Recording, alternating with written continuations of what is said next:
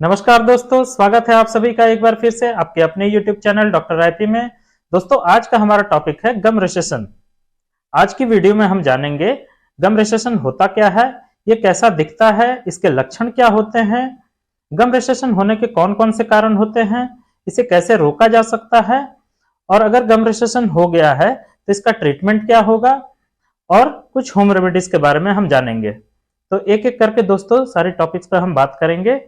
तो आइए वीडियो शुरू करते हैं। तो सबसे पहला सवाल, गम रिसेशन होता क्या है? तो दोस्तों, गम रिसेशन को समझने के लिए हमें हेल्दी गम्स के बारे में समझना जरूरी है। एक हेल्दी गम्स जो होता है, जो हेल्दी मसूड़ा होता है, वो दांत के नेक के इर्द गिर्द टाइटली पकड़े हुए रहता है।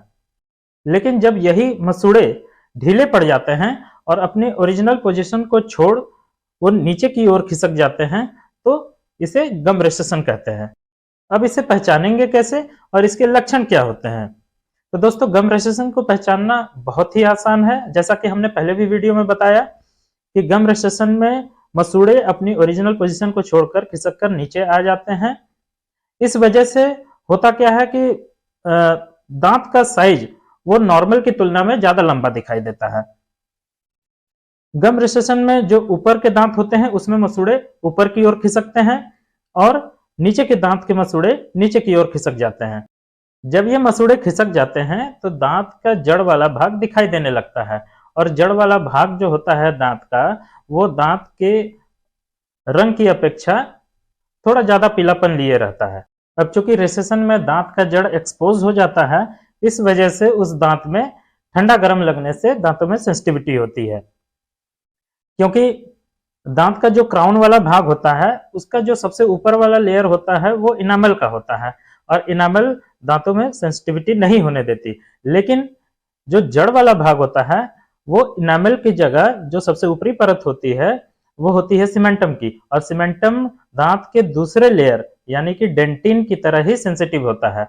इसलिए गम रिसेशन होने पे उन दांतों में सेंसिटिविटी होती है, ठंडा गर्म लगता है। गम रिसेशन अगर लंबे समय तक रहे, उसका इलाज ना हो, तो इसके इर्द गिर्द की जो हड्डी होती है, जबड़े की जो हड्डी होती है दांत के इर्द गिर्द की, वो भी गलती जाती है, और इस वजह से आगे चलकर वो दांत हिलने लगते हैं, और दांत ज्यादा हिलने लग जाए तो फिर उसे निकालना पड़ता है।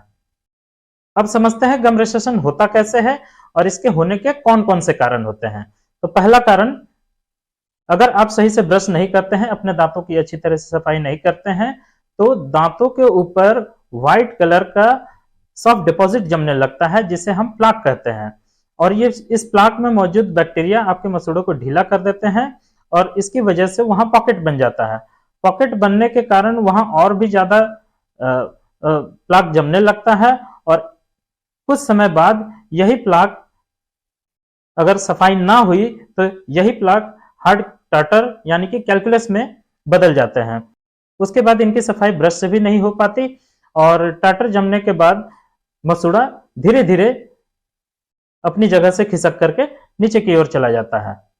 इसी प्रकार ओरल हाइजीन मेंटेन ना करने की वजह से मसूड़ों की बीमारियां होती हैं, जैसे पायरिया हुआ, जिसे पेरियोडोंटाइटिस भी कहते हैं, और ऐसी बीमारियों में मसूड़ा ढीला पड़कर खिसक जाता है अपनी जगह से। इस तरह के गम रिसेशन को पैथोलॉजिकल गम रिसेशन कहते हैं। दूसरा कारण है गम रिसेशन बाय मैकेनिकल प्रोसेस। तो ये कैसे होता है? तो ये होता है दोस्तों ब्रश करने की वजह से। जी हाँ दोस्तों, सुनने में बड़ा अजीब लगता है कि ब्रश करने की वजह से जो है गम रिसेशन होता है। ब्रश ना करो तो भी होता है, ब्रश करो तो भी गम रिसेशन होता है, तो करे क्या? तो दोस्तों, ब्रश करने पर भी गम रिसेशन होता है। ये कैसे होता है? तो दोस्तों, अगर आप गलत टेक्निक से ब्रश कर रहे हैं, हार्ड ब्रशेस वाले ब्रश से जोर जोर से लंबे समय तक ब्रश करते हैं, गलत टेक्निक से ब्रश करते हैं, तो उसकी वजह से भी जो है गम रिसेशन होता है। इसकी वजह से मसूड़े पर बहुत ही गलत प्रभाव पड़ता है, गलत दिशा में अगर आप ब्रश करते हैं गलत टेक्निक से, तो और उस वजह से गम रिसेशन हो सकता है। कभी कभी तो गलत टेक्निक से ब्रश करने पर मसूड़े भी इंजर्ड हो जाते हैं।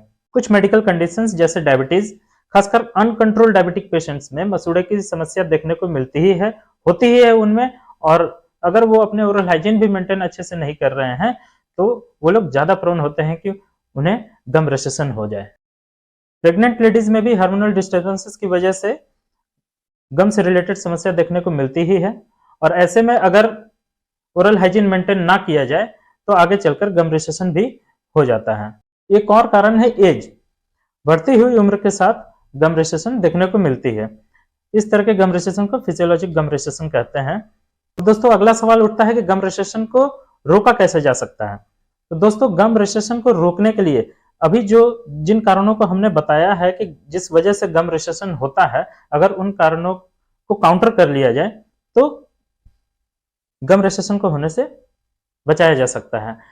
जैसे ओरल हाइजीन को अच्छी तरह मेंटेन करके और अच्छे से ब्रश करके, सॉफ्ट ब्रिसल्स वाले ब्रश से अच्छी brushing technique, correct brushing technique से ब्रशिंग करके और दांतों की अच्छी तरह सफाई करके गम रिसेशन से बचा जा सकता है। करेक्ट ब्रशिंग टेक्निक से रिलेटेड हमने ऑलरेडी वीडियो बनाया हुआ है, जिसका लिंक मैं अपने डिस्क्रिप्शन बॉक्स में दे रहा हूं, या ऊपर सजेशन आई बटन में भी आ रहा होगा, वहां भी आप क्लिक करके इस वीडियो को देख सकते हैं कि किस तरीके से सही टेक्निक से ब्रश किया जा सकता है। तो गम रिसेशन के जो सबसे कॉमन कारण है वह ओरल हाइजीन मेंटेन ना कर पाना और गलत टेक्निक से ब्रश करना। अगर इन दोनों को सुधार लिया तो गम रिसेशन से बचा जा सकता है। जिन्हें डायबिटीज है वो अपने ब्लड शुगर को, सबसे जरूरी है उनके लिए अपने ब्लड शुगर लेवल को कंट्रोल करना, वो अपने ब्लड शुगर लेवल को कंट्रोल करें और उसके साथ साथ ओरल हाइजीन मेंटेनेंस पर ज्यादा ध्यान दें, तो गम रिसेशन की समस्या से दूर रह सकते हैं। प्रेग्नेंट लेडीज डॉक्टर के प्रेस्क्राइब किए हुए मेडिसिन को प्रॉपरली लें और ओरल हाइजीन को मेंटेन करें, तो उनमें भी गम से रिलेटेड समस्या नहीं। इसके साथ साथ गम रिसेशन से बचने के लिए अपने मसूड़ों की अच्छी तरीके से देखभाल करना बहुत ज्यादा जरूरी है। तो इसके लिए ब्रश करने के साथ साथ, दांतों की सफाई के साथ साथ गम्स का मसाज भी बहुत ज्यादा जरूरी है। तो दोस्तों अब बात करेंगे, अगर गम रिसेशन हो गया है तो इसका ट्रीटमेंट कैसे होगा। एक डेंटल क्लिनिक में गम रिसेशन के क्या ट्रीटमेंट होता है। तो एक डेंटल क्लिनिक में गम रिसेशन का जो ट्रीटमेंट होता है वो होता है scaling, curettage and route planning. तो माइल्ड केसेस में सुप्राजिंजाइवल और सबजिंजाइवल स्केलिंग से इंप्रूवमेंट होता है, और रिसीडेड जो मसूड़े होते हैं वो 1 से 2 mm तक भी कवर होते हैं। जिन दांतों में पॉकेट बन गई होती है उन दांतों में डीप क्यूरेटाज करने की जरूरत पड़ती है, और पॉकेट के अंदर तक पहुंचकर रूट्स के ऊपर जो डिपॉजिट हो गया रहता है, कैल्कुलस डिपॉजिट होता है, उनमें रूट प्लानिंग करनी पड़ती है। और इसके बाद भी अगर कंडीशन इंप्रूव नहीं करता तो कुछ स्पेसिफिक कंडीशंस में, कुछ स्पेसिफिक केसेस में फ्लैप सर्जरी भी करनी पड़ती है, और कुछ केसेस में पेरियोडोंटिस्ट टिश्यू ग्राफ्टिंग की भी सलाह देते हैं। जिस दांत में बहुत ज्यादा रिसेशन हो गया हो और किसी और तरीके से इंप्रूव करना पॉसिबल ना हो, तो ऐसे में टिश्यू ग्राफ्टिंग की भी सलाह देते हैं। टिश्यू ग्राफ्टिंग में किसी और जगह से फ्लैप लेकर, मोस्ट कॉमनली पैलेट से लिया जाता है, तालू से लिया जाता है, वहां से फ्लैप लेकर जिस जगह पर गम रिसीड किया रहता है उस जगह पर ग्राफ्टिंग करते हैं। टिश्यू ग्राफ्टिंग में बोन ग्राफ्ट भी अंदर डाला जाता है ताकि हड्डी बनने में मदद हो। तो दोस्तों अब बात करेंगे कुछ होम रेमेडीज की, जिनका इस्तेमाल करके हम अपने गम्स को कुछ हद तक, गम्स की लेंथ को बढ़ा सकते हैं। तो उसमें सबसे पहला है टर्मरिक एंड कोकोनट मिल्क। नारियल को पीसकर जो उसका दूध निकलता है, उस दूध के साथ हल्दी को मिक्स करना है और उसको अपने गम्स पर मसाज करना है। मसाज कैसे करना है, इंडेक्स फिंगर से, इस वाली उंगली से जेंटल मसाज करना है। बहुत ज्यादा प्रेशर जोर से नहीं देना है कि गम्स ही इंजर्ड हो जाए। हल्का दबाव दे करके आपको मसूड़े से दांत की तरफ, जैसे ऊपर वाले दांतों में ऊपर की तरफ से नीचे की तरफ, यानी मसूड़े से दांत की तरफ जो है मसाज करनी है हल्का, और नीचे वाले मसूड़ों को नीचे से ऊपर की तरफ, दांत के सरफेस की तरफ मसाज करना है हल्के हाथों से। और दूसरा है दोस्तों नारियल के तेल से गम्स की मसाज। नारियल का तेल बहुत ज्यादा गुणकारी होता है दोस्तों, और कोई अलग से नारियल के तेल जुगाड़ करने की जरूरत नहीं है। यही जो अपना पैराशूट का जो नारियल तेल आता है वही हथेली पे ले करके उसी से आप मसाज करें, बहुत ज्यादा फायदेमंद होगा। और एक उपाय है दोस्तों, बहुत ही अच्छा रिजल्ट आता है उससे, वो है मोरिंगा लीव्स का पेस्ट, और उसमें हल्दी पाउडर मिलाकर अगर उस पेस्ट से गम्स की मसाज की जाए तो बहुत ही ज्यादा फायदेमंद होगा। मोरिंगा लीव्स यानी कि सहजन के पत्ते, सहजन यानी ड्रम स्टिक, सहजन के पत्ते का पेस्ट बनाकर उसमें हल्दी मिलाइए और उससे गम्स पर मसाज करिए, बहुत ज़्यादा फायदेमंद होगा। मैं अपने बहुत सारे पेशेंट्स को ये बताया हूँ, मेरे बहुत सारे पेशेंट्स इसका मसाज करके इससे बहुत ही ज़्यादा फायदा हुआ है उन लोगों को। और ये जितने भी होम रेमेडीज हमने बताया है, ये सब बाकायदा यूज़ किया हुआ है, मेरे पेशेंट्स इनका इस्तेमाल करके लाभान्वित हुए हैं। इन होम रेमेडीज का डिटेल में वीडियो देखने के लिए होम रेमेडीज वाले वीडियो का लिंक मैं अपने डिस्क्रिप्शन बॉक्स में दे दिया हूं, वहां जाकर आप वीडियो को देख सकते हैं। ऑयल पुलिंग भी एक टेक्निक होती है दोस्तों, जिससे अपने मसूड़ों को स्वस्थ रखा जा सकता है और मसूड़े की लंबाई को बढ़ाया जा सकता है।